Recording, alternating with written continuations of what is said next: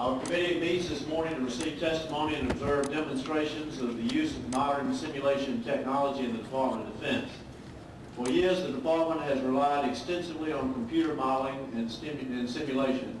Advances in simulation and modeling technologies are breaking down traditional approaches in the Defense Department at a time when innovative thinking is essential. Simulation has now become a key element in the training programs of all the services. It is used to develop new tactics, to design new weapons, and to test the effectiveness of those new designs. Our second witness is Dr. Victor Reese, the Director of Defense Research and Engineering. Dr. Reese has been one of the primary leaders in the use of simulation technology. He is becoming a frequent witness at our hearings this year, and we learn from him every time he appears, and we welcome you back, Dr. Reese. These machines function to enable human beings to understand the complexity, the kinetics, the chaos of modern combat. They're no more than that. They're a catalyst for human comprehension. And we're going to use this machinery for you in various ways this morning to illustrate the verity that it is men, not ships, not aircraft, not vehicles, who fight and who win wars. If the Congress and the armed services are to address the future cogently, we must all rid ourselves of the notion that simulators are a cheap, but not wholly satisfactory substitute for flying, steaming, or driving.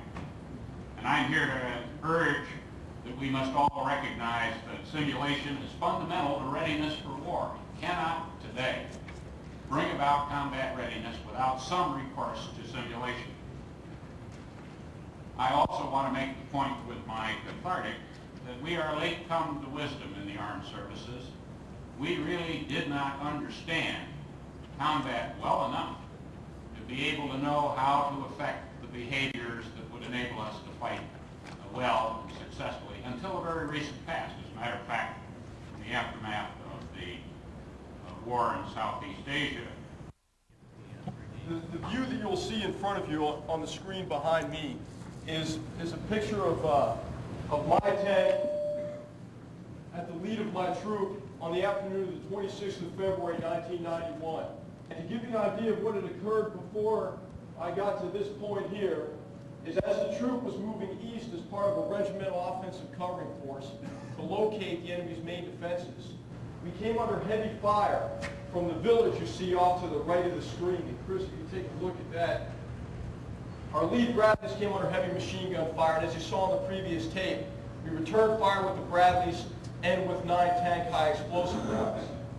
As we go along here, if you see something that you need explained, you ask the good captain to fly over there and have a look at it. And when I say fly, the fellow that's controlling all this is sitting right here with his back to you, and Chris can take you anywhere out there in time or space that you want to go. Okay, Captain, go ahead. Glenn would like to ask. Let me ask, where are your Bradleys in the infantry now that are falling in? Can you zoom in on those? I want to get right up on the turret of that Bradley. Anybody that wants to look at this from Bradley point of view, from refuel, rearm point of view, from intel point of view, can pick the part of the simulation they want to study in detail. Yeah, okay, that's what I was wondering. You're working Now in all the different... Now you're looking at, you're seeing what the Bradley guy sees. All right, if you stop there, Chris. Mr. Chairman, that's the initial contact of the troop. As we crested this rise, my gunner was scanning back and forth with his turret. Off to the right front fender, he identified the first enemy tank through his thermal sights. At that point, I unbuttoned from the turret, also saw about 8 enemy tanks in revetted positions, or positions with dirt mounted up in front of them, and exhorted a little bit the 2 tank platoons behind me to come up abreast.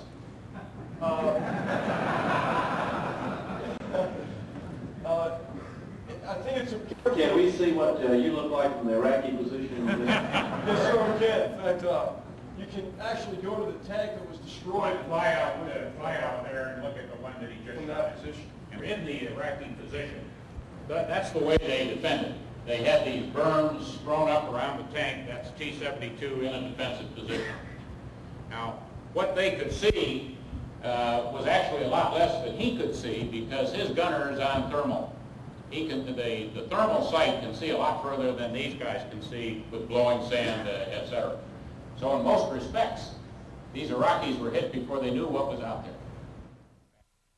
Here we are in Washington. This is the Washington area. We are connected with the Institute for Defense Analysis, where there is a defense simulation center.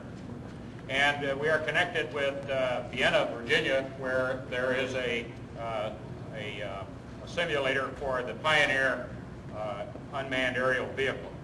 We are connected by long-haul communications with Fort Knox, Kentucky. I'll show you what's down there, and with Fort Rucker, Alabama. In other words, some of the pilots that you're going to see flying here ain't here. They're down there. And some of the vehicles that you'll see are manned by crews that are located elsewhere. But they're all brought here into a synthetic environment, a battlefield, which is shown here. Now, this is a piece of terrain which represents Fort Hunter Liggett, California. This is the terrain that you're looking at here. This blue symbol here is an icon representing this aircraft right there. That's an F-16 Falcon. And that Falcon is today being flown by Major Pete Benani of the Virginia National Guard. Pete, raise your hand over there. McMaster, launch Pete.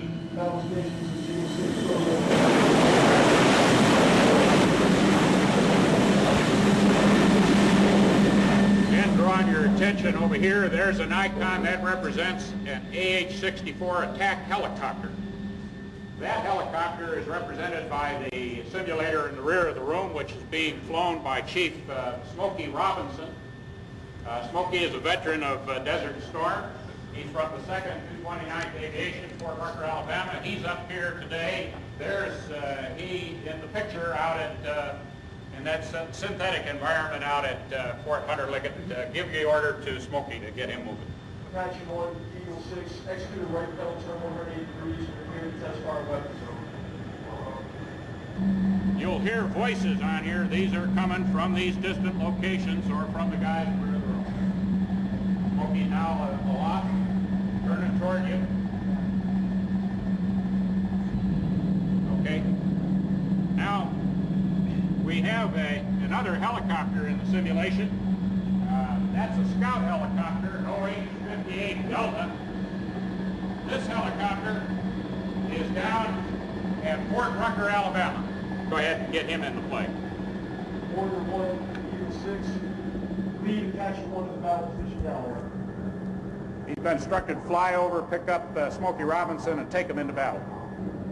Now, we have on this battlefield a weapon that doesn't exist any place except in this room and except in the form of a simulator. It is the line-of-sight anti-tank missile, a very high-speed, hypervelocity anti-tank killer, a future weapon system. We're learning about it with this simulator back here, and the simulator is manned by Sergeant First Class Charles Watt. Let's get the LOSAT into play. LOSAT Eagle 6, scan your limits of fire. Enemy reported moving towards the engagement area now. Have him swing that hammerhead around so we can sort of see how that goes. Continue to scan. Okay. Now we have also in play here in the battle some M1 Abrams tanks. These tanks are physically at Fort Knox, Kentucky. Abrams 1, Eagle 6, UAV reports enemy moving into the engagement area. You can follow the action a little bit.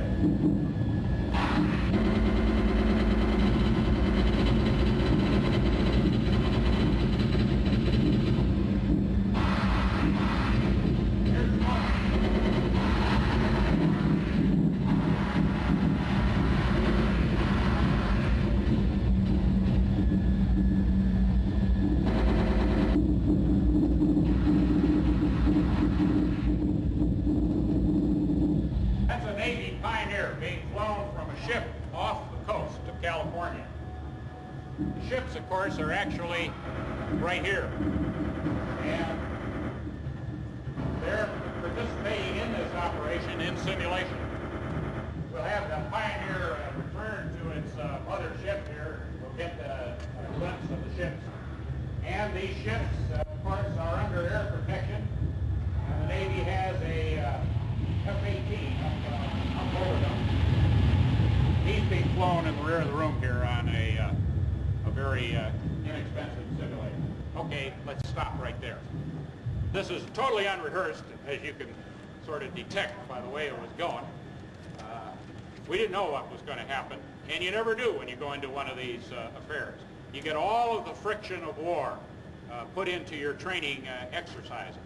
Point number two, we had many disparate elements. Most of our forces are stationed by type unit.